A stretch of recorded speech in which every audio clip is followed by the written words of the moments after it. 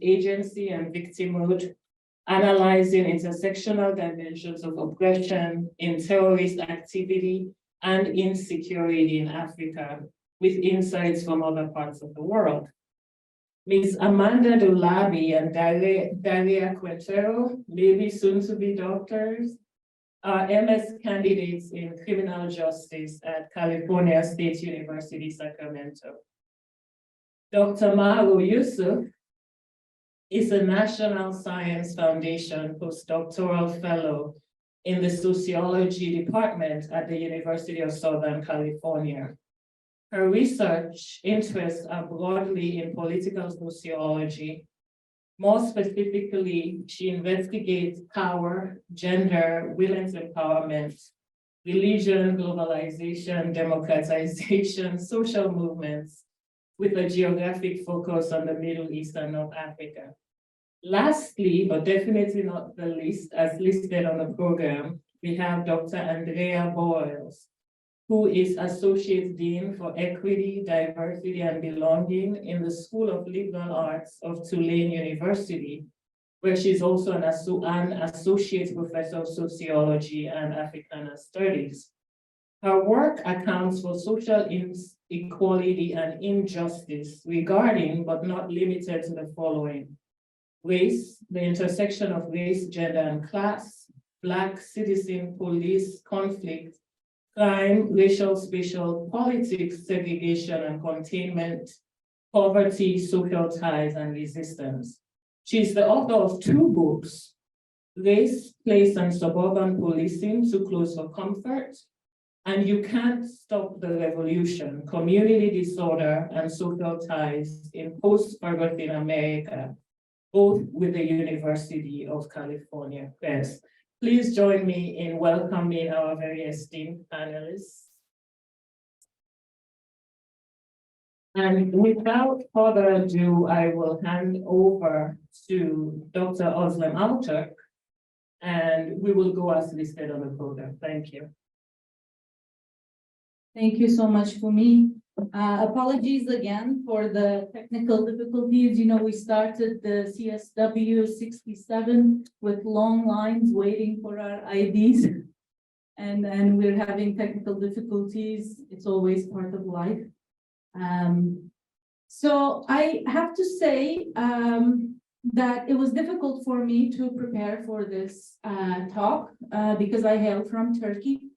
And as you all certainly know, we've been hit by a very major earthquake, in fact, 2, one on February 6th and one on February 20th, which is nothing like anything I have seen in my life.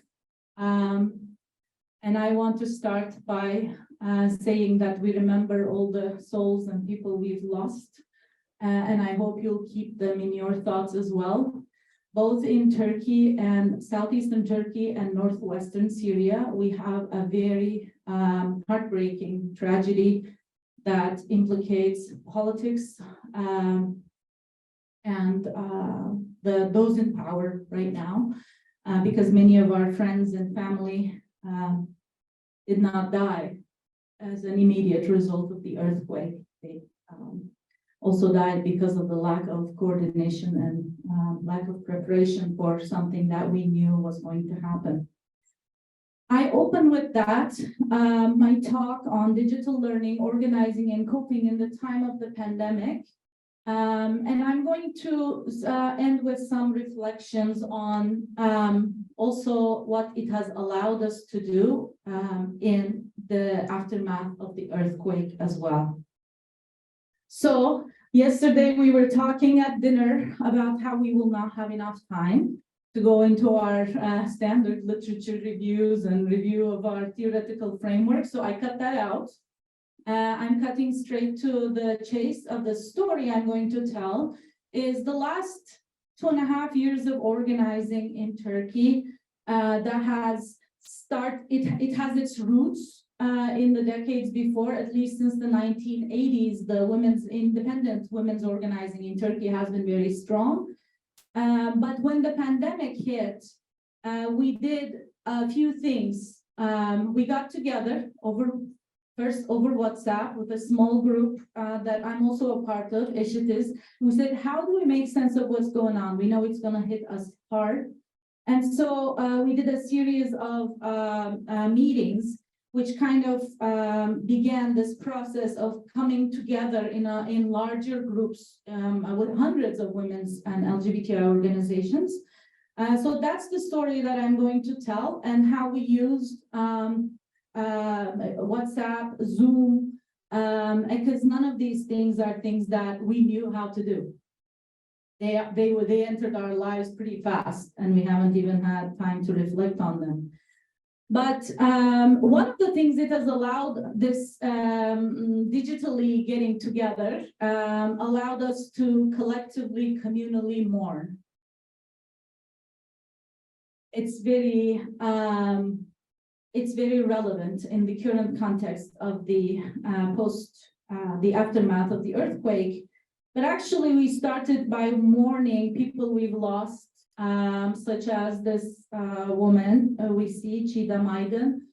We lost her after her fight with cancer, and we were able to actually mourn her over Zoom with hundreds of women present in that, and that was the only way that we could get together during the pandemic. That was the only way we could get together because there were serious movement restrictions. After the earthquake, we've also mourned the loss of Kibar Özdemir and Hatice Can. So I wanted to begin with this idea that digital technologies allow us to do more than education. They also allow us to emotionally express ourselves and to continue some of the rituals that we've been kind of deprived of. So I already said that today's women's movement has its roots in the past, and it has made a lot of accomplishments. It has a lot of accomplishments, especially in the 2000s. We've seen the reform of the Turkish Civil Code, the Penal Code. In 2011, the signing on the ratification of the Istanbul Convention, which some of you may know has been reversed with a unilateral decision by Turkey's president. And then the domestic law on the protection of the family and the prevention of violence against women.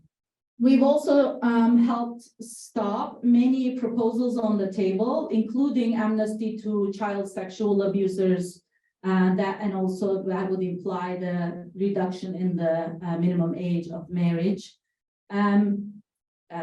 So these accomplishments were followed since the 2010-2011 with a serious backlash against women's rights in Turkey. And the pandemic kind of layered onto this existing regression and on these political attacks on women's rights. So basically, Eşitiz, Eşitlik İzleme Kadın Grubu, Women Equality Watch Women's Group. What we did was organize a series of conversations on what the pandemic meant. I know it's in Turkish, but we started with the proposal with the law that allowed prisoners to get out due to pandemic public health reasons. And one of the first things that we said were, well, let's wait a minute. Let's think about the gender dimensions of this law. Where are those people going to go? And who are you exactly releasing? And have you made arrangements? Have you called the people that they're going to go back to? So this was our kickoff conversation, if you will, on April 15th, 2020. And then we had a series of meetings with women's organizations, municipalities, bar associations, like trying to bring together civil society and women's organizations in particular to focus on gender-based violence against women. This image here was produced by one of my friends and activists, Gökçe Çiçek Ayata. It says if Istanbul Convention was implemented, they would be living, and it's an image of all the women who were murdered in the background, what you see here.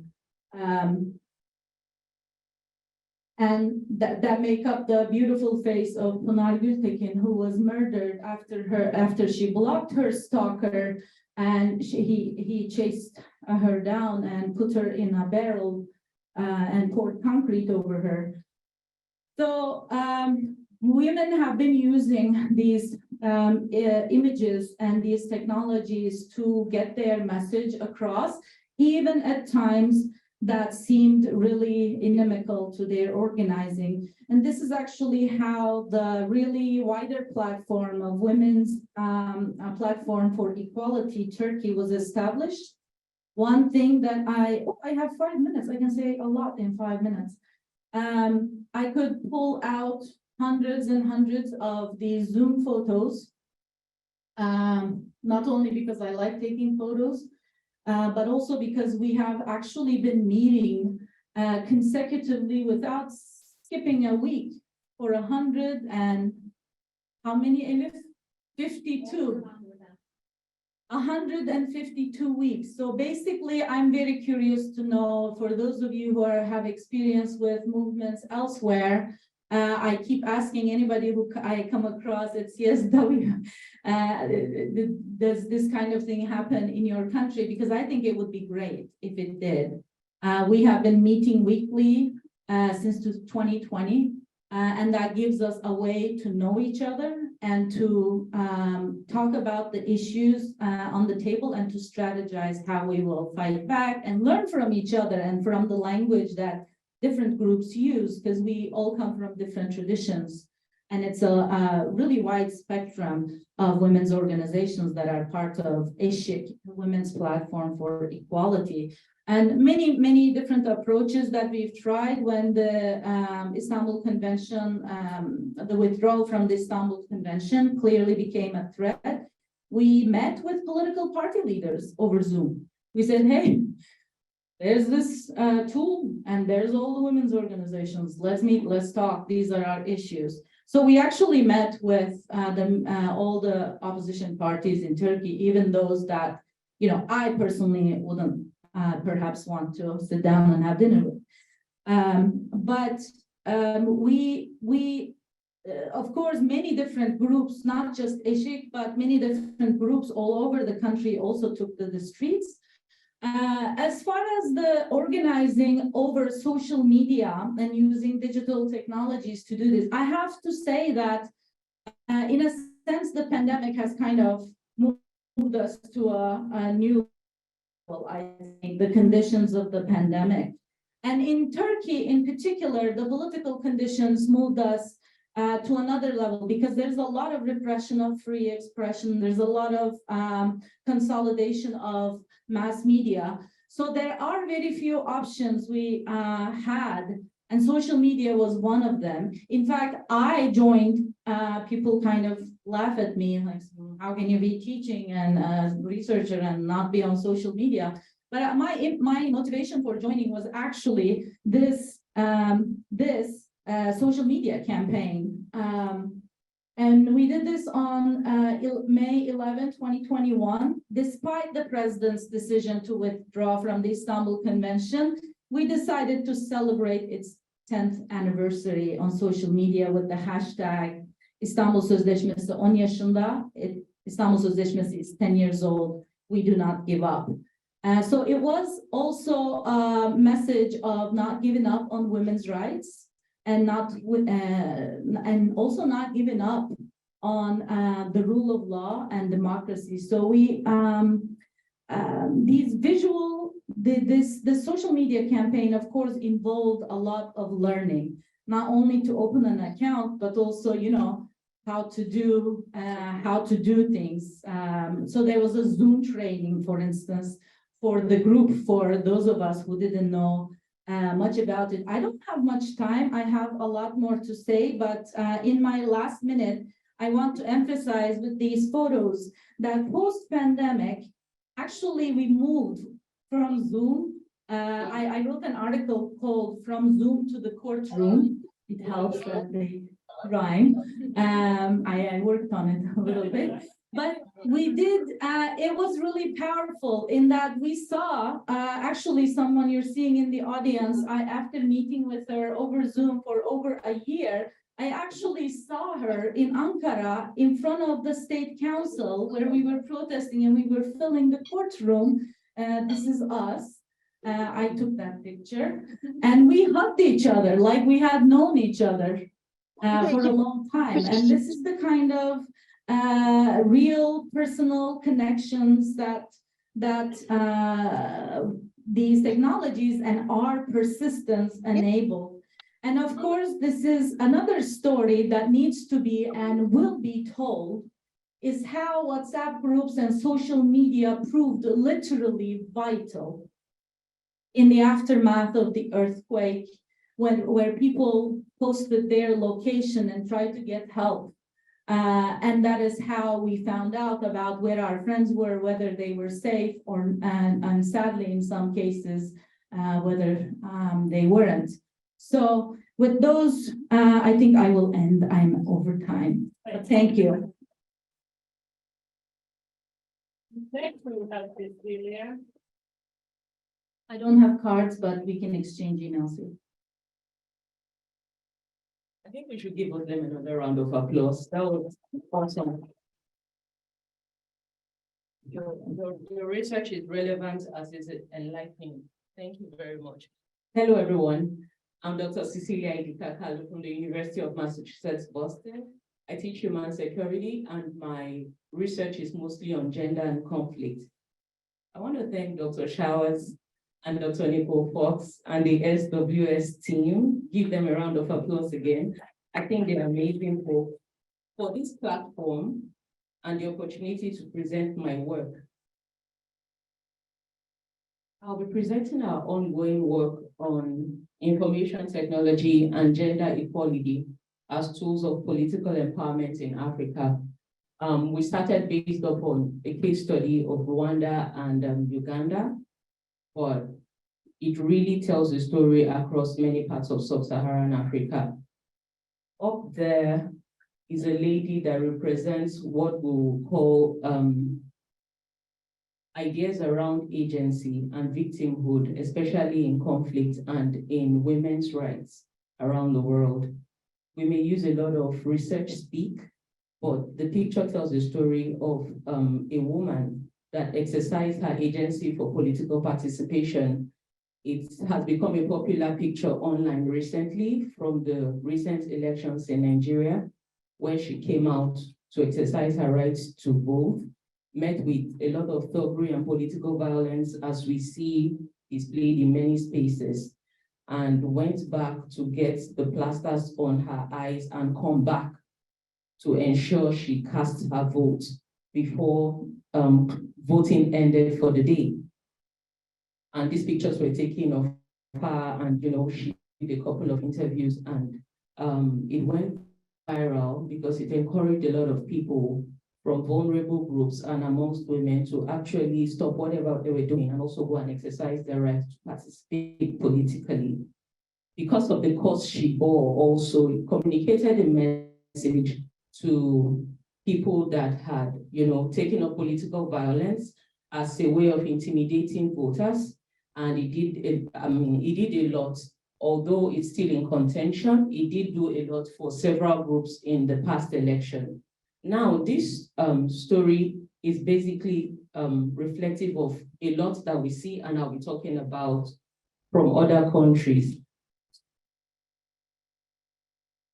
The Universal Declaration of Human Rights states that there should be equal access of men and women to power, decision-making, and leadership at all levels as a precondition for proper functioning of democracy. While this is noted and is an inspiration for many countries, some African countries experiencing an increase in the use of ICT and women's participation in politics still struggle in many areas, having minimal impact on good governance or on political participation.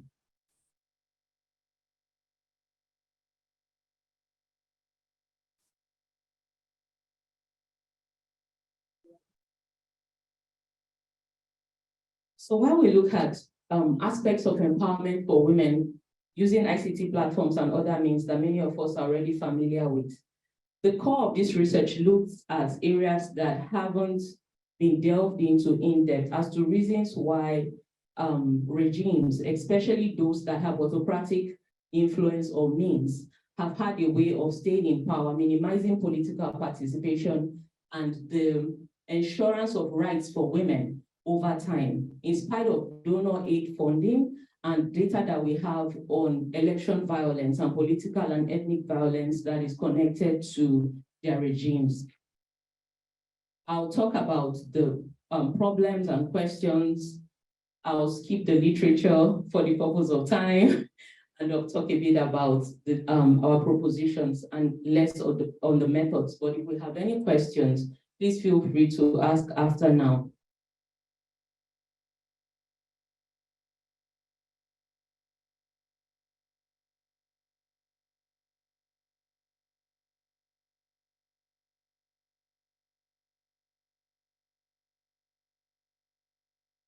The first idea we engage is how to leverage IT to foster this equal access that we speak of.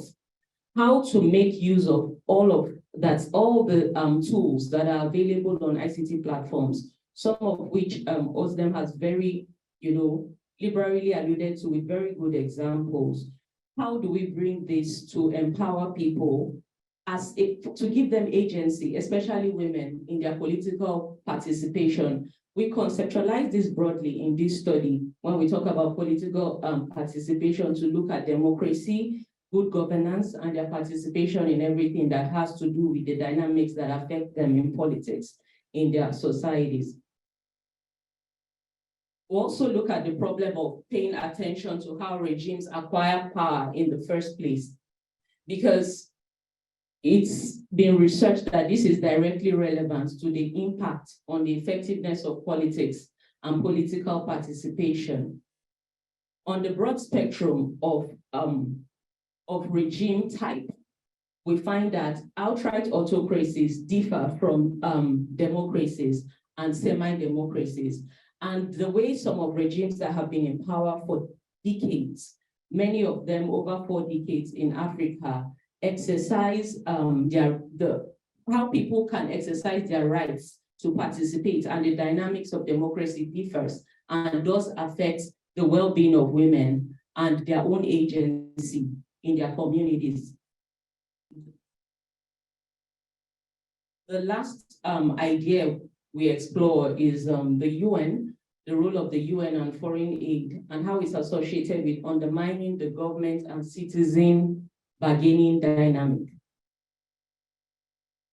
Basically, the idea of how aid can be deployed in Africa in a way that empowers citizens as much as it empowers government and governance mechanisms. So the core question is, why do some African countries experiencing an increase in the use of ICT and have women's participation in politics already still struggle in areas of inclusion and good governance? Because we have countries like Rwanda that score very high on wealth indices of women's participation in parliament. And we have indices also in certain countries that point to, emancipation and uplifting of women's rights. But how does this cascade across the society and at different levels of governance? What percentage of women and what groups have access and how? So these are the ideas that we have to think about, especially now that we see an era where the world is advancing digitally, and we see the use and the role already. I don't need to rehash those points anymore. We want to engage with the question of how can it be useful to women in Africa. The background and literature basically covers the sub-Saharan African context, and we really want to look at how equal access beyond an aspiration can be achieved over time.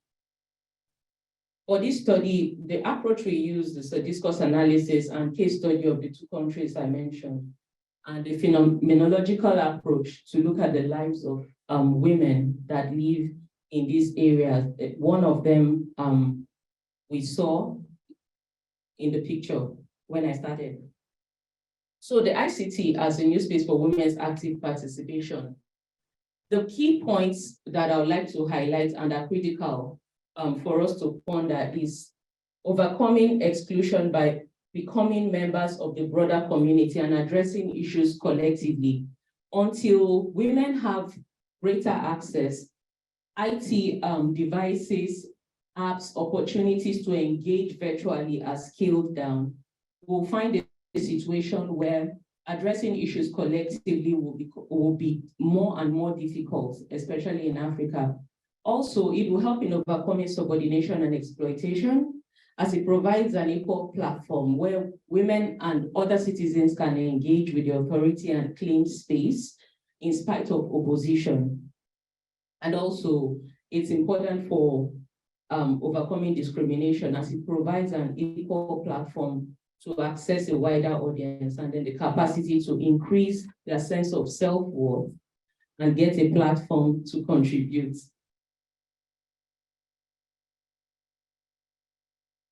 So what are the key points we found in Rwanda and Uganda that makes it the crux of our study, or a symbolical place to start in looking at sub-Saharan Africa? We are looking at how foreign aid undermines government and citizen dynamic. What does this mean? Acquiring political power through military force, which many of them have used and stayed in power over time, or have come in after violent conflict, has diminished the adherence of these governments to public pressure and has created an imbalance in the power dynamic. Unlike what you see in pure democracies, the power dynamic between the citizen and the people here is different, where the government may not necessarily need so much of the citizens' agreement or participation to move on with policies or their own governance mechanisms as chosen by them. There may be lip service, there may be adherence to a certain level, but people do not have as much engagement or as much of voice like they normally should do or have. And this dynamic goes on because the government is funded from the outside to a large extent by development assistance, which in itself is not a bad thing. But because these funds are available and the reliance is not in so much as the people's opinion or the people's funds, they could go ahead without engaging ideas for women's rights and citizens' rights. I think that if we look at it, this is one of the key things we have to deal with even as we find solutions in the propositions where we make access and to IT and other platforms for collective action and bargaining available to citizens. We also look at how funding affects elections, affects political participation, and how ICT and its relevant platforms can be useful to women for this purpose or this end. I'll skip to the end. I have 1 more minute, right? Yes. Okay.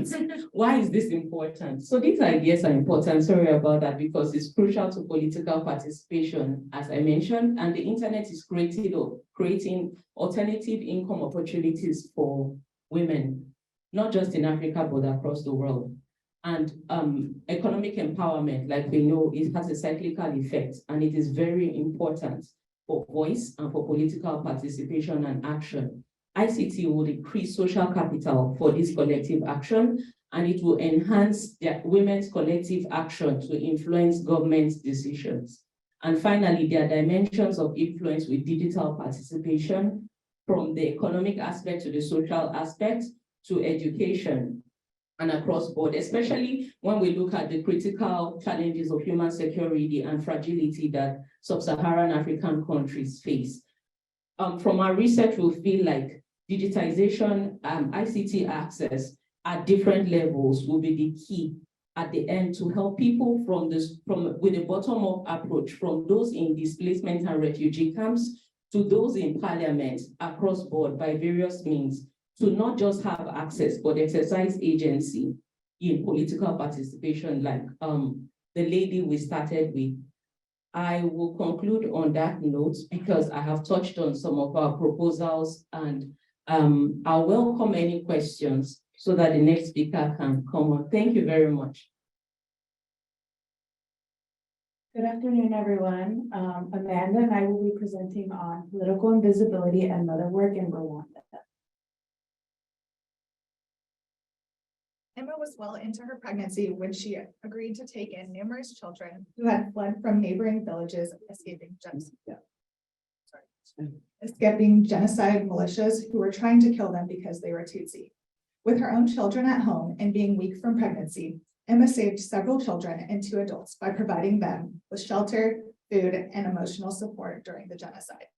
Emma also mothered her own children and recalls making sure her children stayed home so that they wouldn't go to the neighboring villages and tell of what her mother was doing back at home in her rescue efforts. Emma also, in balancing these tasks, Emma also managed her own emotions as well while remaining consciously aware of the high risks her actions presented for her family. While Emma realized that she and her children could be murdered if killing groups discovered that she was helping Tutsi, she controlled her fears and stayed composed in order to provide comfort to the children she was rescuing. Emma strategically spent time by the roadblock in her village during the day in order to listen for information on what was happening in her village and within her neighborhood. Emma sat near the roadblock and blended into the background, often invisible to the militia, gathering information on perpetrators and determining how she would protect the children that she was hiding at home. Pregnant women were well respected in Rwandan culture and not considered to be threatening. Emma's invisibility as a woman and as a pregnant woman in particular was advantageous in gathering life-saving information.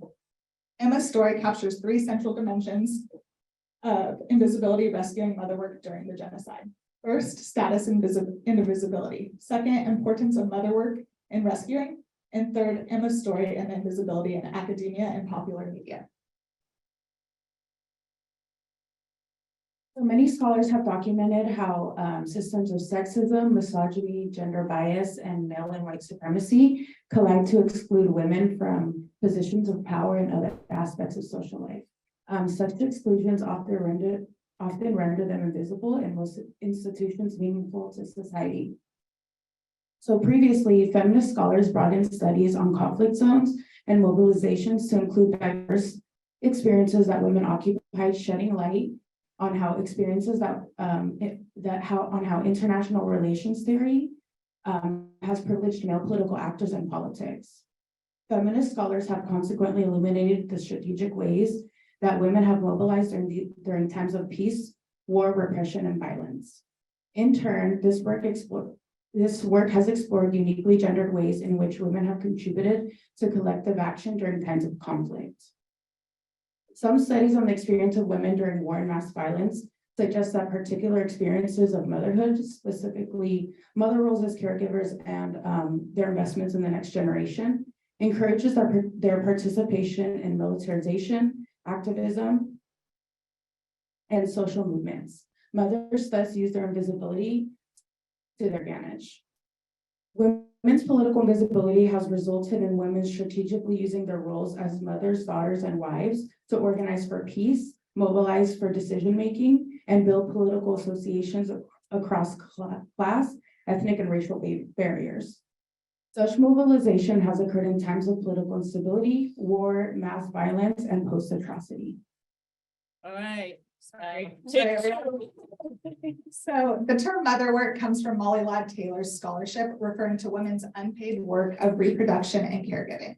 Ladd Taylor found that women's public and private experiences of uncompensated mother work motivated them to participate in social welfare and public education activism. This study expands on the term mother work to the physical and emotional mother work in the context of extreme repression and atrocity. Beyond the broad concept of mother work, labor scholars have long demonstrated how women's unpaid labor within the home, particularly in the form of care work, has been invisible and therefore economically devalued. Women's household labor is often uneven, unacknowledged, and uncompensated. Additionally, this body of work has found that women's care work has been invisible as it comes to the emotional labor of work-life balance, breastfeeding, emotion management, and childbearing under difficult circumstances. Mothers who rescued performed invisible mother work under difficult circumstances like those described.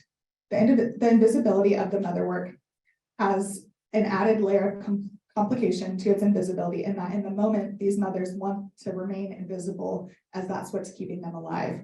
However, feminist scholars aim to uncover the range of behavior and acts of resistance and genocide and pro-social behavior more generally, it is of the utmost importance to make such the invisible labor come to light. So I'll quickly go through the history leading up to the genocide. So in the 1800s, Hutu, Tutsi, and Twa were social classes, but that diminished and they became ethnic categories. In the late 1800s, Rwanda was colonized by Belgium and German empires. In 1959 to 1961, the Hutu Revolution took place. And during this time, many Tutsi fled, and those who stayed faced elevated levels of violence and ethnic discrimination. In 1990, the Rwandan Patriotic Front, consisting of predominantly Tutsi, conducted an invasion on Rwanda to reclaim the government, which sparked the Civil War. In 1992, an agreement between both parties was signed. However, 8 months following, the Rwandans genocide broke out when the Rwandans president's plane was shot down. Almost immediately following the assassination, the Hutu hardliners and the Interahamwe militia seized the opportunity for control and mobilized ordinary Hutu civilians for the genocide. The genocide lasted around 100 days, and it resulted in a large death count and thousands were displaced. So for our methods section, between 2018 and 2020, Dr. Nicole Fox, who wasn't able to make it today, and Dr. Holly Nyseth conducted 176 in-depth interviews throughout Rwanda of Hutu who rescued or attempted to rescue Tutsi during the 1994 genocide. For this study, we draw on 63 women who were mothers at the time of the genocide or during their rescue actions. In order to find respondents, Dr. Fox and Dr. Nyseth reached out to Ibuka, a Rwandan-based umbrella organization that provides service to genocide survivors and conducts research throughout the country on those affected by the genocide. Ibuka generally recognized the male head of households as people who rescued, even in instances where the mother and family rescued together. This often led to women being left off of Ibuka's list. All interviews lasted between 1 and 4 hours, with mostly being 1 to 2 hours long. And they followed a semi-structured guide centered on why people rescued and how they were able to rescue. Researchers often asked general questions to hear how they viewed their rescue efforts and probed as necessary in order to learn more about these efforts. After completion of all the interviews were transcribed, translated, and imported into Atlas TI, which is a qualitative analysis software. From there, we then created a codebook based on themes motivating this project, as well as other themes emerging from the interviews as a whole. Then we engaged in coding and intercoder reliability and separated documents in document groups based on the level of similarities among them. So this research, we identified 3 main findings. The first one is gender as a social buffer.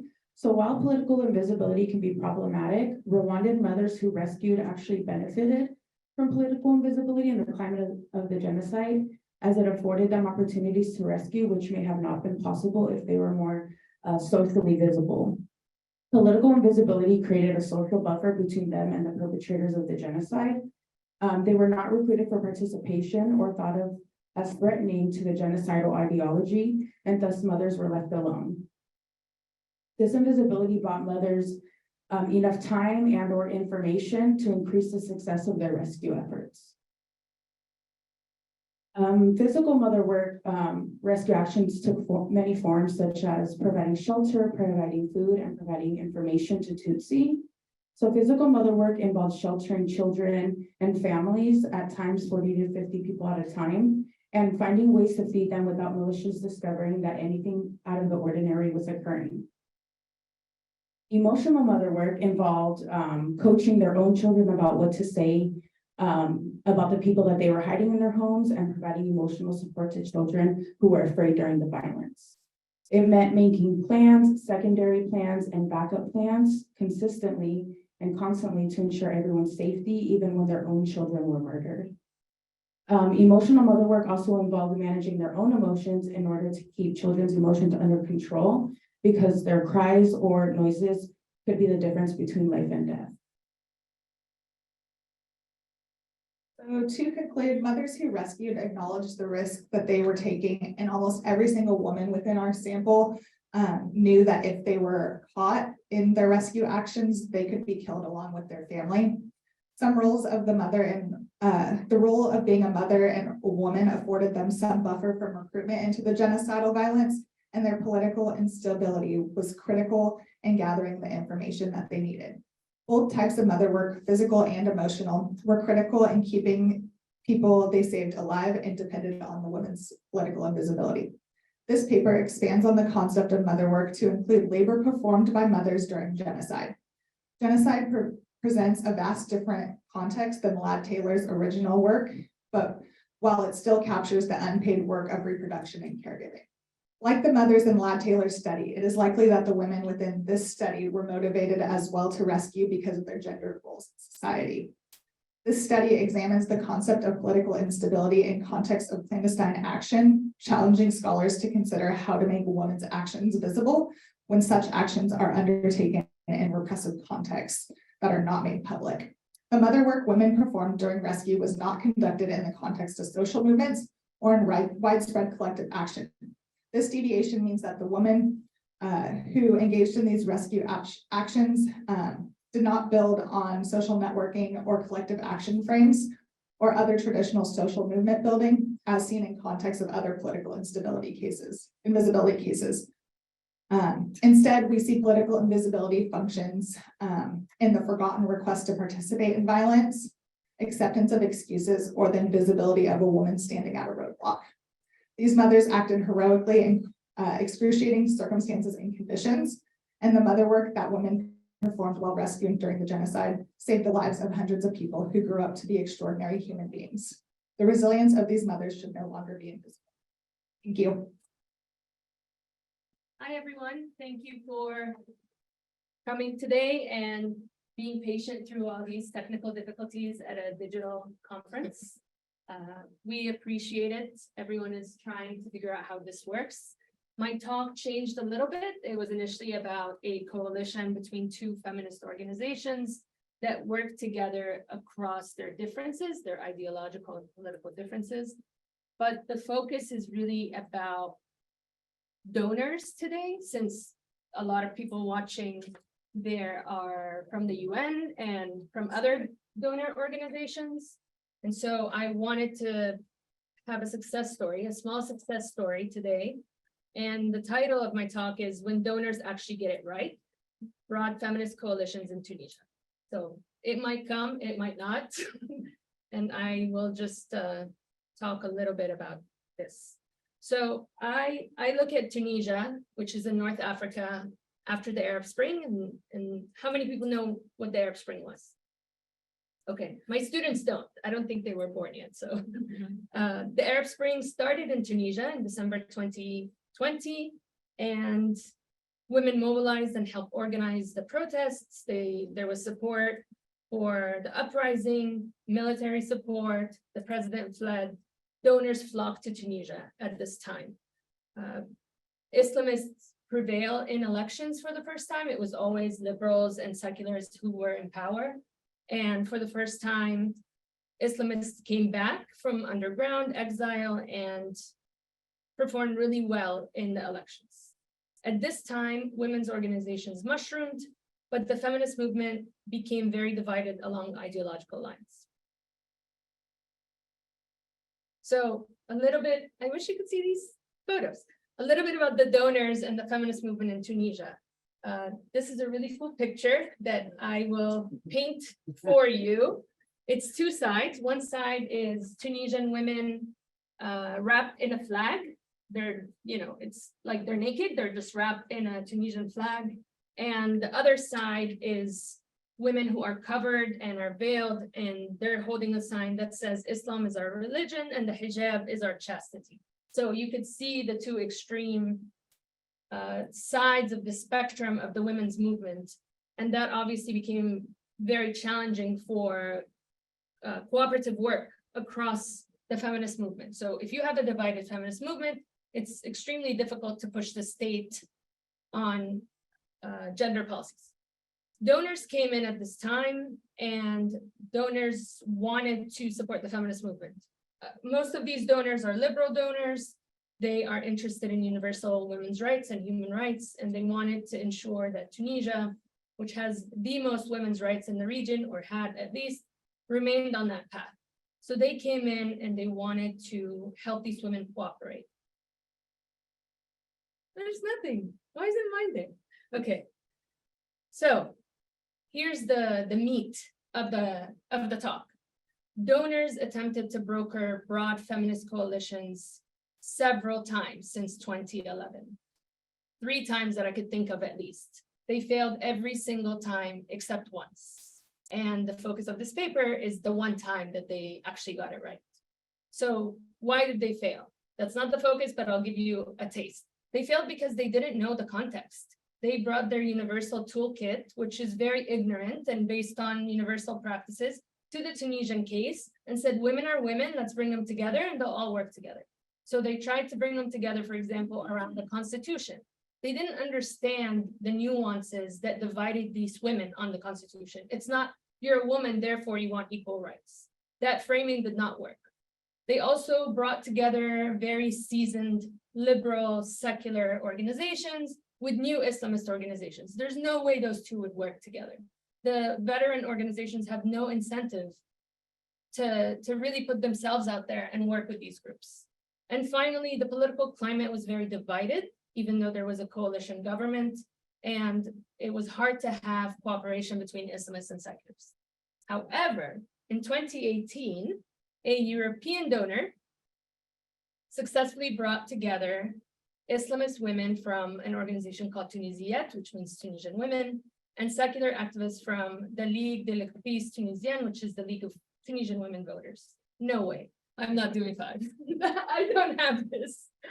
And they brought them together to participate in a coalition on gender quotas. So both groups were very interested in getting the most comprehensive gender quotas for the 2018 local elections. This was the first and perhaps only time that Islamists and seculars feminists worked together at the activist level. So my question was, how did an international donor broker a feminist coalition between these two groups? My methodology is 73 interviews, observations, content analysis. I interviewed feminists, human rights activists, Tunisian officials, foreign donors, and think tank and researchers. So these two organizations worked with the donor to secure bipartisan political support for gender quotas. As a result of their efforts and other efforts, in 2018, women secured a historical 42% of all local seats. This has never happened before. And the global average is about 23 or 24% of women in politics. So 42, yes, it's not the national level, it's the local level. It's still a really big deal. It's almost 50%. However, the coalition collapsed after this for 2 reasons. In part, it's because it achieved its goals already, and in part because of ideological differences. They started to talk about inheritance reform, and that became very divisive. I can talk about that during the Q&A. The donors were successful in bringing these organizations together for 3 reasons. The umbrella reason that I really want to drive home to our donor friends is they adapted. They became humble and they adapted, and they really listened to the feminist movement on the ground about what could work and what wouldn't work. They focused on non-contentious issues, unlike before. Gender quotas is something that all women on both sides wanted. They also chose partners with similar profiles. So they chose 2 organizations that were brand new after the Arab Spring. These organizations were more likely to work together, and there wasn't a power structure and asymmetry. Finally, they seized new political opportunities. At this time, the major Islamist party in Nahda and the major secular party in Tunis worked together, so it was easier to translate that at the activist level. Okay, policy recommendations, and then we're done. So I love to do this part because there's theoretical conversations and contributions that I save for my academic people, and there's policy recommendations because I like to go and brief the UN, the Canadians, the Americans, and they just say, okay, thanks, great research, what can we do? So universal toolkits are useful, but they have limits. Global actors must understand local context, and adapt when necessary. They should be humble and recognize that local actors know what their needs are. They should hire more local staff from the movement, the women's movement, consult with their partner feminist organizations, and reflect on successes and failures once they go back to donor headquarters before moving on to another context. So what I'm really saying is work with your partners on the ground. Don't use your universal toolkit to jump from one democratizing state to another and ignore local exceptions or norms or rules in order to be effective. Donors do have multiple agendas, but they do want to help the women's movement. And one thing I put earlier is they should work with all sides and all groups within the women's movement. So in the past, they used to just work with secularist organizations, but things have changed. They need to work with everybody if they want to impact change. That's it. Thank you. All righty. Hello, everyone. I guess I'll give you a homework assignment before I even get into the crux of my presentation today. I usually don't do this, but given that we are working with limited time, I want to make sure that you have some bullet points or at least concepts that you can take with you and think about later, okay? One would be misogynoir. If you don't know what misogynoir is and how it plays out in real time, I would encourage you to look that up, do more work even after you leave here in terms of understanding it. Another concept for you to think about would be cyber feminism. Cyber feminism, I also encourage you to spend a little more time maybe looking at that and thinking about what that means as well. An example of cyber feminism would be like the Me Too movement, for example, with founder Tarana Burks, and the leveraging of that movement early on in MySpace. So those are two things, and a couple of nuggets again that I think might be useful to you just in the event that I don't get to my full presentation. All right, so let's begin at the beginning. My presentation is entitled The Technology Dichotomy, Black Women's Advancement in the Age of Digital Misogynoir. And so I'm going to ask Fumi, please nudge me.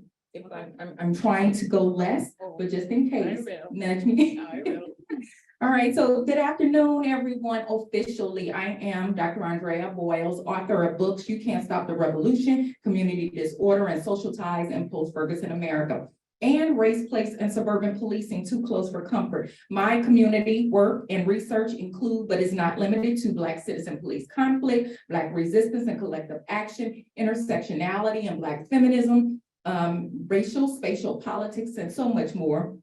As I began, I'd like to also say thank you to you all for hanging with us. I know there's been a few hiccups here or there, but for attending and staying the course with us here in our session on global lessons of feminist resistance and coping during turmoil. It's probably safe to say we've all had a long day. Nevertheless, I am so very grateful for your interest and presence. These gender matters, and more specifically, all things intersectional, to borrow from theorist, Black woman theorist Kimberly Crenshaw, and by extension, all things concerning women's parity is generally so very important. And I like to also say thank you to those who have been very significantly working in my delegation. And so the panelist is who I'm speaking to, but also our NGO, Sociologists for Women in Society, our international committee, the executive officer of our NGO, lead delegate, and also more,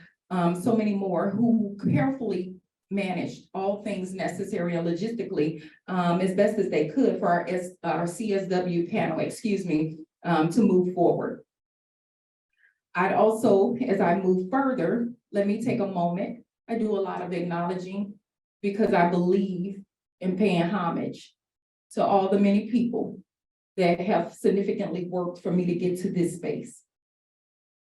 So if you just bear with me a second, I also want to acknowledge that I see myself as part of a longstanding historic Black collective and continuum, and I wholly believe in the power of a village. And since I did not arrive at this platform alone or on any other as a Black woman with intersecting identities, there are two things, again, just to reiterate, that I am forever trying to be intentional about doing. One is taking up space in a way that counters the invisibility of Black women. my community-centered academic agenda through ethnography and otherwise exposes erasure and revisionist history as Black resistance.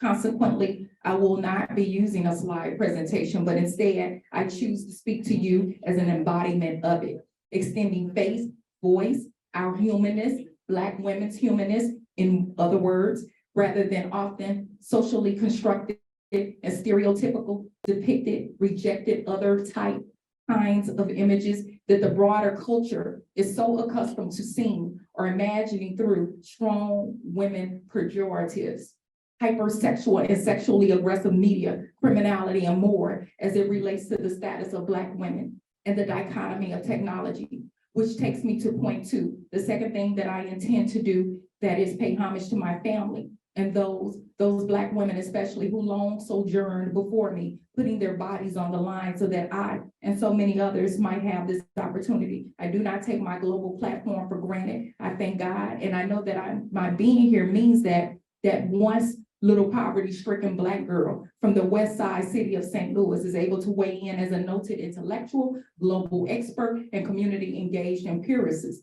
because I stand on the shoulders of Black women abolitionists like Harriet Tubman and Black suffragists like Sojourner Truth, Ida B. Wells, Mary Church Terrell, Anna Julia Cooper, and more, up to and through the present. Therefore, my talk with you today relies on historical analysis and ethnography and autoethnography. It's quite humbling and surreal to say the least. I imagine many things, but I cannot say that one of them was necessarily being a UN woman and speaking at the United Nations. It is true that I long understood that I needed to be a game changer and part of the Black and Black feminist collective action. This is because I was routinely exposed to white affluence, despite the fact that most days my single parent Black mom struggled just to provide basic necessities. We didn't even have a house phone most days. All was a very stark difference for my young, impressionable mind. The kinds of differences that I could not shake or necessarily articulate as linked and undermining of Black freedom and liberation. But I knew enough to understand unfairness and injustice, and that there seemed to be a grim reality for me and the disproportionate numbers of Black folks that looked like me and lived around me. This is compared to the many white folks that always seem more advantaged. This is also despite the fact that some of them also suffered economically, but still, even in their lack, their poverty, appear to fare much better than me and my people. My point is that as I take up space, I also pay homage to my mom, who is now deceased, but through faith sacrifice, much of what we have had for me to have educational opportunities. Exposure is everything, and even more so in this new age of technology. And she did this like many others, pre-digital access, and did so almost to a fault, so that I could attend ballet classes in one of the wealthiest white suburbs in St. Louis, Missouri, to private grade school, at least as long as she could, all while living in the hood. Black women, African-American women as descendants of the transatlantic enslavement and traumas have long mothered, other mother, and community other mother in this way seamlessly. And so for it, at least it appeared seamlessly. And so for every word and analysis that I provide, I do it as the best representation of God, my people, my community, and ancestors who have long blazed trails for me, my people, Black people, African-American people, and more specifically, Black women who look like me, can provide analysis and speak evidence-based truth to power here at the United Nations. And so when I talk about technology dichotomy, I come to educate, raise awareness, and challenge us to think about three things. One being misogynoir, what it is, and it is anti-Black misogyny, meaning where racism and sexism meet, but then also how it shows up in our everyday society, which includes knowing and understand online anti-Black misogyny. As Black women advance personally, professionally, through education, activism, and more, there is a second thing I challenge you all to think about and consider, what I refer to and argue as selective visibility, which is a concept most frequented in theater. And so here, for the sake of analogy, it's about determining how people show up or not in productions, right? And with audiences, various audiences, especially understanding contextually that more often than not, they're showing up, meaning Black women do not wholly control the lighting, right? And so when we think about visibility and invisibility, I like for us to think about how that translates to intersectional oppression and harms, oftentimes over centuries and decades, meaning who controls the lighting and the ways in which Black women show up and are displayed, even as we're thinking about technology and cyber opportunities, which also then takes me to the third point. This means Black folks, Black women and African-American women who experience their everyday recognizably or unrecognizably, this is me rushing, unrecognizably as colonized intersectional minorities. Further, let us understand in this vein that it is more often than not white gatekeepers, white men gatekeepers and political elites who operate as or along with tech giants and the cyber industry in general for determining how Black women are both seen and unseen, surveilled and subject to punitive dynamics directly and indirectly. This is compounded one way or another as Black women either do not have and or are limited to technology or have it and then defer to it to increase their platforms at an exaggerated risk, all of which are often by design and based off of exploitative systems. And so on that note, I think what I'll do is jump down to the conclusion. And so in conclusion, I see you, Dr. Fumi, out of my corner of my eye. In closing, I speak to you all today relying on more than 10 years of ethnographic work and historical analysis, but also as the theorist and leading expert, a tried and true community engaged Black woman sociologist, criminologist, and feminist intersectional scholar that captured and coined the Ferguson Uprising as catapulting 21st century Black resistance across disciplines. And I submit to you that this misogynoir that I speak of today, this intersectional disparagement, cuts to the heart of Black Lives Matter moniker and otherwise in and of itself. Our lives, Black lives matter. I especially raise this as we consider the status of women around the globe, because where African-American women, Black women in general where their lives do not matter, let us also understand that no one else's does. If we cannot revere and protect the mothers and descendants of civilization by way of the first living species in Africa, then know that many of your freedoms, all women's freedoms, will also continue lingering in the balance. Hence, the rollback of the Dobbs decision and abortion rights. This is unacceptable and has disproportionately harmful effects on Black women. Hence, the attacks on African-American curriculum and Black feminist theorists like Kimberly Crenshaw and so many more via technology and cyber opportunities. Also, Black and African-American educators in general and education, which now collectively have also given way and created space for increasing steam regarding gender programs and the banning of other similar curriculums. The truth is that history teaches us that there is no middle of the road for hate and oppression, part supportive, part not supportive with regards to racism and sexism and other intersecting paradigms. In essence, there is no one or the other. What I am saying to you is that historical patterns have always shown that where Black folks or Black women were left to lead the charge and face frontline harms alone, often with and through technological advancements, it was often occurring as protective of whiteness.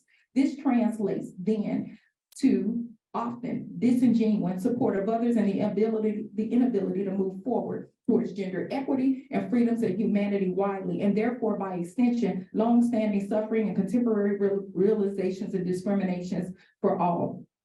And so I ask you all, as I began, to take a look at those statements, those concepts rather, and do more work, if you will, in understanding what this means in terms of trolling and a whole host of other harms that are consistently happening. Stalking, online trolling, which is stalking, online stalking, disparagement, body shaming, a host of things that are happening all the time intersectionally for accomplished or not so accomplished Black women in ways that have yet to be addressed, substantively by tech giants and otherwise. Thank you. Thank you.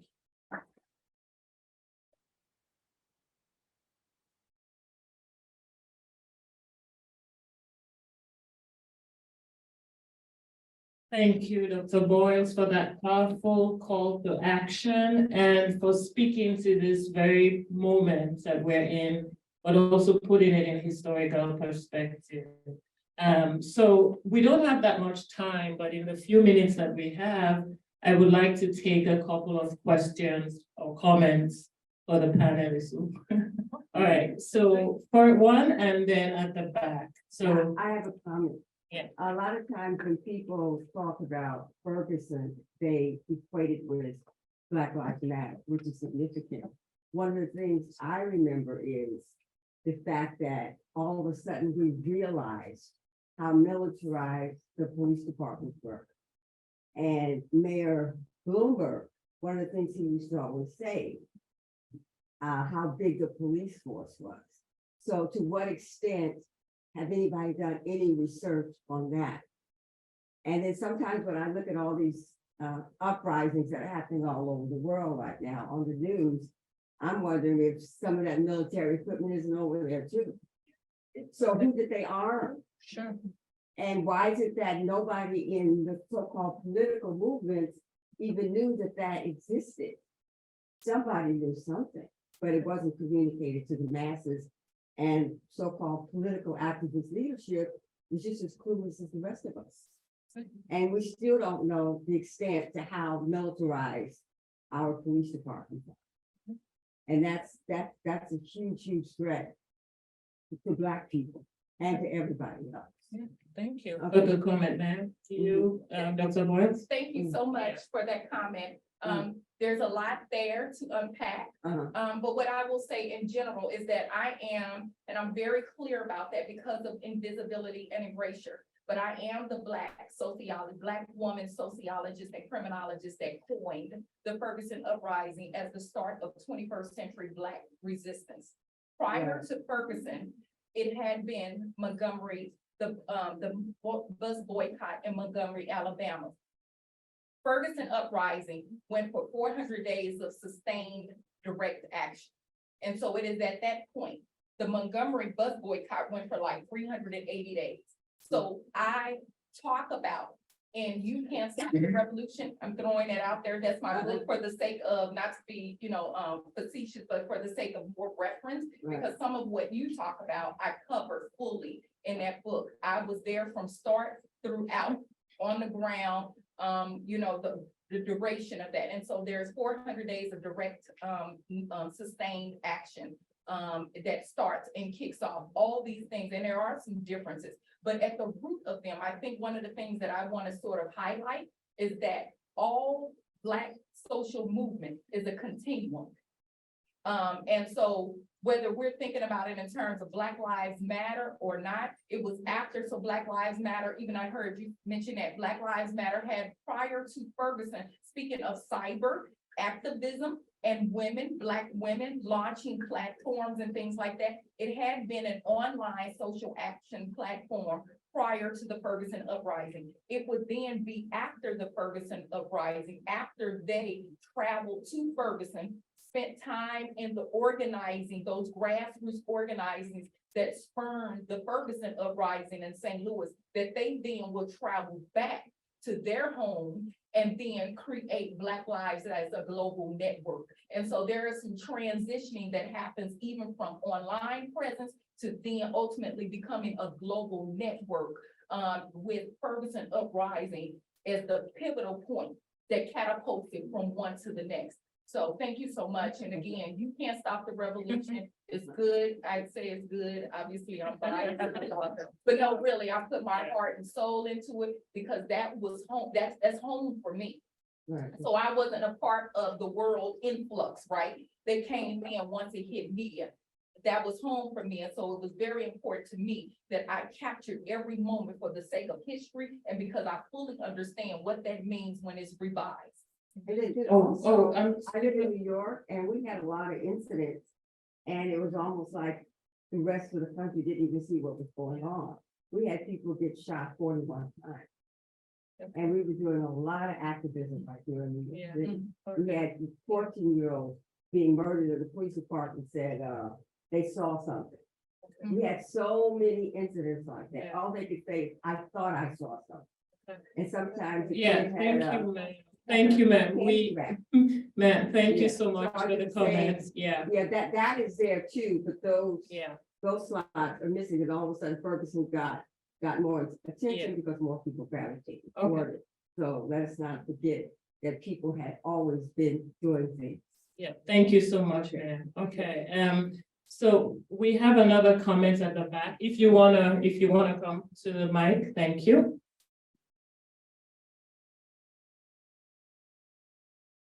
Thank you so much. So much. My name is Yumiko Kato. I'm from Women's Federation for World Peace, WWP in Japan. And so we are supporting for the countries, especially my region, supporting Rwanda. I'm very appreciative to young ladies presentation. Yeah, so I'm so and then so because of the genocide, then so I went Burundi too. And so we have the foster care system and supporting widow women. And so very hopeful. They are young ladies doing same things. Yeah, very appreciate. Thank you so much. And also now is the era of women. It's women doesn't like fighting, doesn't like I'm best or some violence. That's what we can solve the peaceful and now is black, white, yellow, everybody can unite. I think so. Okay. Thank you so much. And it's so great to see the synergies between the experiences of Rwanda and Japan. Yeah. I'll take a question, if a question for the panelists. Yes, ma'am. Would you? No. You're fine, okay. I'm so glad to see each and every one of you and the diversity here on the panel. Thank you all so much. But I wanna know, do you all find, in all of your efforts, a challenge of, when it comes to women in all of your fields about equity in terms of work and the difference between Black feminism and white feminism? And any member of the panel who wants to go. Absolutely, there is a difference in Black feminism and white feminism, but there doesn't have to be. I think that much of the difference is in practice, not always in theory, because I think we have arrived at a place where we understand all feminism should be intersectionally understood. It should be contextualized in a way where there's a clear understanding that there is not a one size fit all in terms of addressing gender dynamics, and that there are overlaps, right? And there are layers that is very distinct and gives way to some intersecting and very, harsh realities that are very different in some respects for Black women, women of color broadly. So I think that's fine. It's the action part. And if we're thinking, especially in terms of activism, Black women are still the leaders of the progressive movement. More often than not, the truth of the matter is they bring the political groundswell and hope in the thick of that allies will come along as well. But we still see a lot of dragging of heels or, a lot of articulating of support. But the reality of it is that I look at the patterns as a sociologist, and I'm also very conscious of the fact that we have all of these emerging anti-Black policies and things like that, and that could not be possible. It could not be possible. The reality of it is those things could not float, except there was a silent group, totally complicit and okay with it.